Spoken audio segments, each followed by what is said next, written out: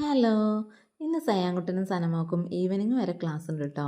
അപ്പോൾ മക്കളുടെ ഈ വർഷത്തെ ആദ്യത്തെ ലഞ്ച് ബോക്സ് വീഡിയോ കണ്ടാലോ? സയാൻകുട്ടന് കുറച്ച് ചൂട് ചോറിട്ടു, അതിൻ്റെ കൂടെ കിഴങ്ങ് ഫ്രൈ ചെയ്തതാട്ടോ. അവനത് വലിയ ഇഷ്ടമാണ്. പിന്നെ അതിൻ്റെ കൂടെ മുട്ടയുടെ വെള്ളയാട്ടോ വെച്ചത്. മുട്ടയുടെ മഞ്ഞ അവൻ കഴിക്കില്ല. അതിൻ്റെ കൂടെ അവൻ്റെ ഫേവറേറ്റ് ബാറ്റ് പപ്പടം പൊരിച്ചതും കൂടെ കുറേ വെച്ചു കേട്ടോ. അവനത് വലിയ ഇഷ്ടമാണ്. ചുമ്മാ പറക്കി തിന്നുകൊണ്ട് കിടക്കും കേട്ടോ. അങ്ങനെ സയാൻകുട്ടൻ്റെ ലഞ്ച് ബോക്സ് സെറ്റായി. ഇനി സനമോക്കടെ നോക്കാം കേട്ടോ. സനമോക്കും അതുപോലെ തന്നെ 2 തവി ചോറിട്ടു, കുറച്ച് കിഴങ്ങ് ഫ്രൈയും അതുപോലെ തന്നെ കുറച്ച് ബാറ്റ് പപ്പടം മാത്രമായിട്ട് വെച്ചുള്ളൂ.